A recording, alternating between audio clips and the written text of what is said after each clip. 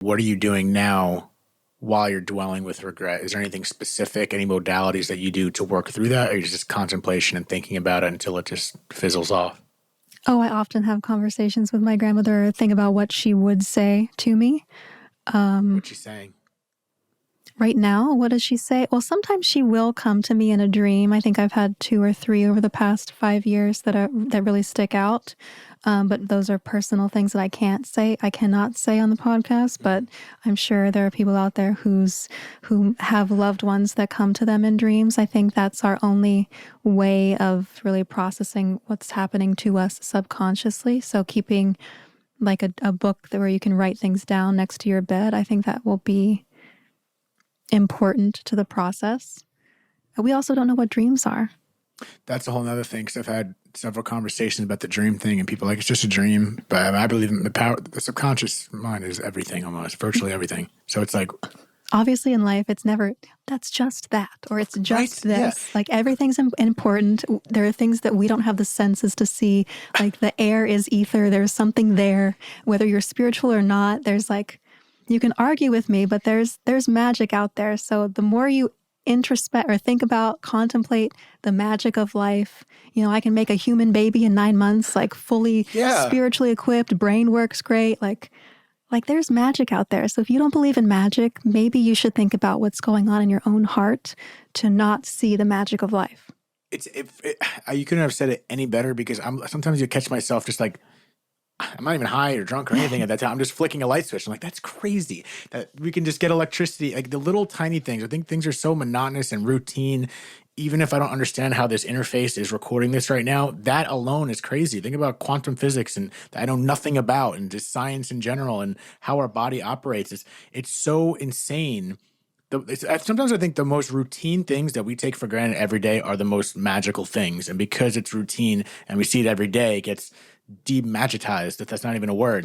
But you know what I mean? It's like, and I think that's a great way to look at it, because we dumb things down way too much when it's the fact that we're alive and talking and communicating, and there's just nonverbal communications, and we still get intuition and feelings. There's so much bizarreness in this world, like you said, and it is magic. And just to say that you can just dumb things out, this is not so, that is not so. I wish I can watch people's reactions who are like non-believers. Then when we pass and they become believers in any way, whether I'm wrong or right, doesn't matter. Just like, I want to see people's reactions, because we're about to find out some shit. I know, that's such a time waster to not believe in things. And yeah, I mean, and that's the crazy part. So many people are going to be right. So many people are going to be wrong. It's like we all believe, or maybe we'll all be right, because maybe we just create our own reality. You know what I mean? Like, I think that's what life is. I think we create our own reality now. So maybe that transmits to what happens next. Like maybe whatever heaven, hell, no heaven, nothingness, like is what we believe in, what happens. Yeah, all based on our own internal frequency and how we view things. Who knows? Who the fuck knows, man? Someone knows. My dad might know, because he's doing something else. You know what I mean? Like that. I don't know. I think it's. Are you scared of death?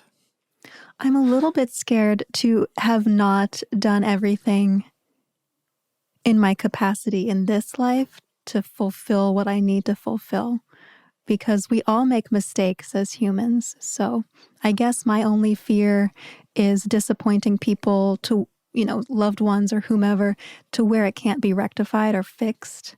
I'm disappointed in certain decisions I've made in life, never having those things get better or different things come to pass. I don't know. Those things kind of bother me about death, but no, I wake up happy, try to stay as positive as possible. Sometimes it's very difficult, but I try to limit my mistakes in life so that I don't have too many regrets.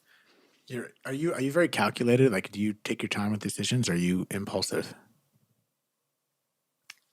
I think my friends would say I'm very impulsive, but I would say that I'm calculated. Yeah, I don't know. I just met you, but no idea. Interesting. I feel like I could see you being impulsive. This is me completely judging you without knowing you. I thought the way you're talking, I'm just pulling from it, saying how you're. I was kidding about the judging. You can judge me. It's okay. We all do it. No, I try not to. I'm not judging. I want to learn about you, and it seems like you seem to have you bring up multiple times about regrets, and then, decision based repercussions. How you're talking now, you kind of mentioned it twice about the regrets you've Yes. done in the past, and then now potentiality from making decisions you haven't made yet that are going to turn bad. So is this all related to loss in your life and losing opportunities to rectify something? Or is this just from past mistakes? Or is this just maybe your magic brain? I don't know. Well, because I was an only child, so as I get older, I guess socially or just in life, you figure out maybe you shouldn't have made that decision. But when you're young, you don't think about those things like, yeah, I'm going to do this bikini shoot because I want to, or yes, I'm going to say yes to that job because it looks cool. But actually sitting down and thinking about what you're doing, young people don't have the capacity. I mean, our brains aren't formed until 25. So I used to have like the common sense problem, like maybe you shouldn't date somebody who's toxic or beating you up. That was a mistake. We all make mistakes, but yeah, I try to be as calm and cool and collected when I'm making decisions, and I try not to be as impulsive as I used to be. I'm trying to do that too because I'm pretty impulsive, but I'm also calculated at the same time. I like that it's a good balance. It's all about balance. I think literally everything my mom still says, like everything in moderation. I truly believe that. I don't want to go down a rabbit hole of bad shit, but it's like everything in moderation for the most part. But when I say moderation, I think everyone thinks it's always down the line. I don't think that. I think sometimes maybe you push it too hard, but then maybe you get a little scarce after that, and that's still moderation by law of averages, if that makes sense. Or maybe that's justifying bad actions. I think that's justifying okay. that. Oh yeah, I wasn't sure you were gonna pick that up, but thank you anyway. So I'm gonna move on from there. The thing about decisions, especially as it relates to death, I think it's not dangerous, but it makes you think about the decisions you make even more when you face death, because it brings up the finality behind it, and there is finality behind decision making. I think that's why making big decisions are scary, because once you make this decision, you have to stick by it for the rest of your life sometimes. For the rest of your life. And I think we got to be easier on ourselves in the decisions we make. And maybe I'm speaking to myself based on my own poor decisions in my life. But I think with decision comes responsibility for any potential consequence that may come with it. And I think you just got to eat that, because we're not going to make the right decision. As Jiminy the Cricket says, you're not going to please everybody. And I think it's important to make these decisions, but also be cognizant of the fact that, in relation to death, without making decisions, it might lead to regret. And you might have regret regardless, even if you make a decision. So regardless, you're damned if you do, damned if you don't. Yes, you are. And your decisions are leading up to your death. If you're abusing your body, death is going to come for you faster. So it's just, make better decisions, I try to tell myself, but it doesn't work that way. But I think you got to make bad decisions to make better future decisions sometimes. True. That's true. You know what I mean? So even all those, any of the regrets that you may or may have had, I mean, what else can you do when it comes in the form of having an inability to rectify because someone's gone? It's like your grandparents are gone, so you can't rectify a past decision. All you're going to do is dwell on it, like you said. So again, like living in the past or living in the future, we got to spend like a little bit of time in each place, because one's already done. So all you can do is learn. One hasn't happened. So all you can do is prepare. And the only thing that's currently happening is right now. So we got to live. And you have to equip yourselves with the appropriate amount of each of those in order to live properly. So it goes back to balance. Everything in moderation. Yeah. Oh my God. Sometimes I think life's so simple, and then I realize it's not, but I still think it is. Like there's so many magic, as you said, that's going on, like right in front of our eyes that we can't see. But like, let's just leave that to the stardust. Let's just like let the law of nature and just like let that just do its thing. And we just got to do what we can do. Mm-hmm. And I think that relates back again to life. We're going to lose people. We're going to make bad decisions. And no matter what, everything, all the magic around us keeps going. It's true. It's our birthright to experience life. We're here. I know. And it's just like, fuck. Life is just...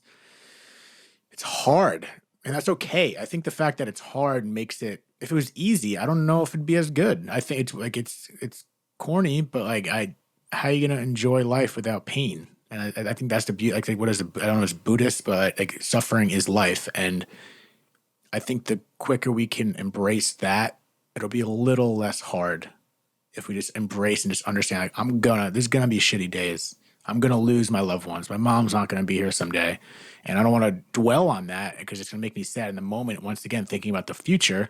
But with that thought, in a sensitive manner, it should help me live now fuller. That's very well said. You know what I mean? By everything, I'm sure from the regrets that you said, you said it earlier again, how all your friends, you don't leave people on a bad note, and you express yourselves maybe differently based on loss in your life. And that's the beauty of it. I do. I've learned a lot from losing the people who are closest to me. So I hope that everybody can live a better life because of the people who have loved them, who have moved on.